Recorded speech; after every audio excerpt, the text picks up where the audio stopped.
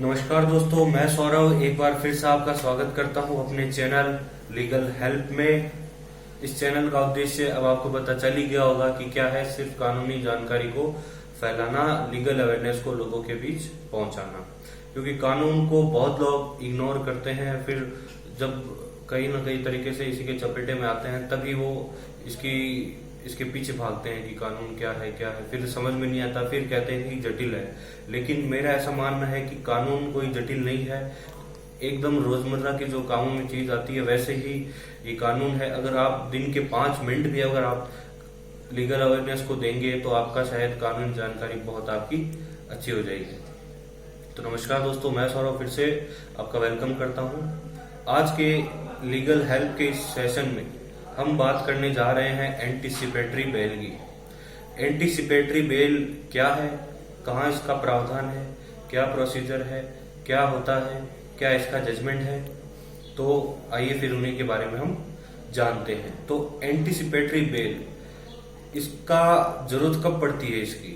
तो जरूरत इसकी तब पड़ती है जब कोई भी व्यक्ति, उसको ये अंदेशा हो जाता है कि उसके खिलाफ कोई झूठा केस, मुकदमा, कोई एफआईआर फाइल होने वाली है और उसको किसी नॉन बेलेबल ऑफेंस के अंतर्गत गिरफ्तार किया जा सकता है। तो ऐसी स्थिति से बचने के लिए सीआरपीसी में एंटीसिपेटरी बेल का प्रावधान किया गया है। 438 सीआरपीसी में इसका प्रावधान किया गया है। और कहाँ लगाते हैं ये बेल? तो हम एज ए प्रैक्टिशनर, हम सबसे पहले जो बेल है वो हम लगाएंगे सबसे पहले सेशन कोर्ट में, सेशन कोर्ट से हाई कोर्ट में। हम हाई कोर्ट में डायरेक्ट ही एप्लीकेशन लगा सकते हैं? जी हाँ, हम बिल्कुल ही एप्लीकेशन डायरेक्ट हाई कोर्ट में लगा सकते हैं, लेकिन मैं आपको सजेस्ट करूंगा कि आप ये सबसे पहले सेशन कोर्ट में ही लगाएं। क्योंकि एक बार अगर हाई कोर्ट से अगर आपकी एप्लीकेशन डिनाइड हो जाएगी तो आप वापस सेशन कोर्ट में नहीं कर सकते, और हाई कोर्ट में बहुत ज्यादा काम रहता है। तो सबसे पहले हाई कोर्ट भी आपको यही गाइडेंस देगा कि सबसे पहले आप सेशन कोर्ट से आए, फिर आप हाई कोर्ट आए, फिर सुप्रीम कोर्ट में इसके लिए एसएलपी, स्पेशल लीव पिटीशन का प्रावधान किया गया। तो हम बात कर रहे हैं कि इसकी जरूरत क्यों पड़ी। तो इसकी जरूरत इसलिए पड़ी कि कई लोग जो पॉलिटिकल राइवलरी है, जो बिजनेस राइवलरी है के अंतर्गत एक दूसरे पे आरोप प्रत्यारोप लगाते रहते थे, एक दूसरे को जो है उलझाने का काम करते थे।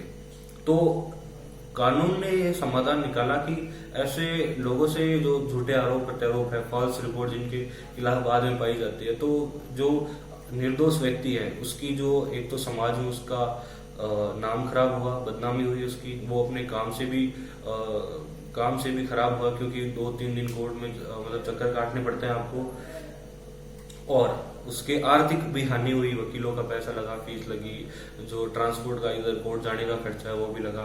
तो इन सभी चीजों से बचने के लिए सुप्रीम कोर्ट ने जो लॉ कमीशन की जो 41वीं रिपोर्ट थी, उसमें पैरा मुझे याद नहीं है, 32 पॉइंट ऐसे समथिंग कुछ पैरा था, उसमें इसके लिए एंटीसिपेटरी बेल के लिए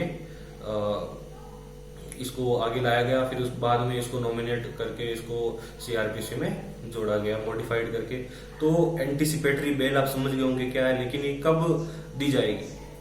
एंटीसिपेटरी बेल तभी दी जाएगी जब आपके पास जो ग्राउंड्स है और फैक्ट्स है वो मजबूत है, और आपको ये प्रॉपर अंदेशा हो कि आपको नॉन बेलेबल ऑफेंस में फंसाया जा सकता है, झूठा फंसाया जा सकता है। तो उन लोगों के लिए एंटीसिपेटरी बेल का प्रावधान किया गया। तो एंटीसिपेटरी बेल देते समय कोर्ट क्या क्या चीजें ध्यान में रखेगा?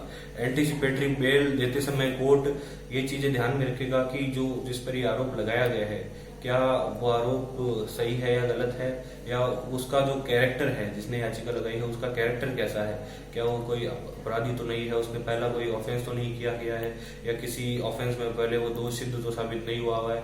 ये सारी चीजें देखेगा। और कौन सा आरोप लगाया गया, उसकी नेचर एंड ग्रेविटी देखी जाएगी। तो ये सब चीजें जो है देखी जाएगी। तो अगर ये जो एंटीसिपेटरी बेल है कुछ शर्तों के साथ कोर्ट दे सकता है या बिना शर्तों के भी दे सकता है, बशर्ते आपके पास जो ग्राउंड्स है वो काफी मजबूत होने चाहिए। तो इस बारे में हम आगे बात करते हैं कि जो एंटीसिपेटरी बेल है कब वो खारिज हो जाएगी। एंटीसिपेटरी बेल तब खारिज हो जाएगी जब सेशन मतलब जो एंड ऑफ द ट्रायल है तब ये खारिज मानी जाएगी, या कोर्ट इसे जो अपना ऑर्डर है एंटीसिपेटरी बेल का वो वापस ले लेती है, तब ये खारिज हो जाएगी और आप गिरफ्तार हो सकते हो। एंटीसिपेटरी बेल दिन अगर आप याचिका लगाते हो तो कोर्ट जो है कंप्लेनेंट को या प्रोसिक्यूशन लॉयर को 7 दिन पहले आप नोटिस देगी, उसको बुलाएगी कि आप इनके विपक्ष में कुछ तर्क दो कि इनको एंटीसिपेटरी बेल क्यों ना दी जाए। एंटीसिपेटरी बेल देते समय कोर्ट ये बंधन भी आप पे लगा सकता है कि आप कोई बाहर जाके सबूतों के साथ कोई छेड़छाड़ ना करे, जिसने कंप्लेंट किया कि आप उसको नुकसान तो नहीं पहुंचाओगे, जब भी पुलिस को आपकी जरूरत होगी तो आप कार्यवाही के लिए तुरंत उपस्थित रहोगे, और किसी के साथ मतलब सबूतों के साथ किसी को भी जो गवाह है उनको किसी प्रकार का प्रलोभन नहीं दोगे, उनको कोई नुकसान नहीं दोगे, उनको हॉस्टाइल करने का कोई भी प्रयास आप नहीं करोगे।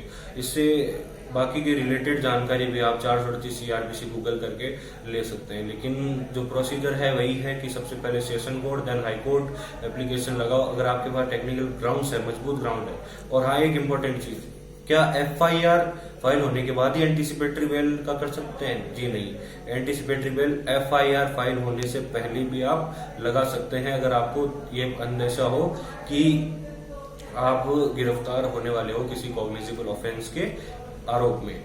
और जो एंटीसिपेटरी जो बेल है ये कितने दिन तक क्या इसका टाइम पीरियड रहेगा, तो इसका कोई टाइम पीरियड जस्टिफाइड नहीं किया गया है।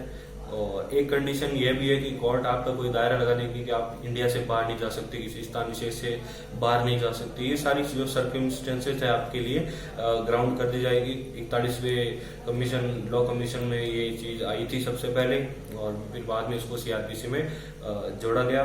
तो आशा करता हूँ कि 438 CRPC से संबंधित जो सारे डाउट्स है आपके क्लियर हो गए होंगे। तो इसी के साथ कानूनी जानकारियों के लिए आप फिर से जुड़े रहे। इसी के साथ मैं सौरभ आपसे विदा लेता हूँ। धन्यवाद।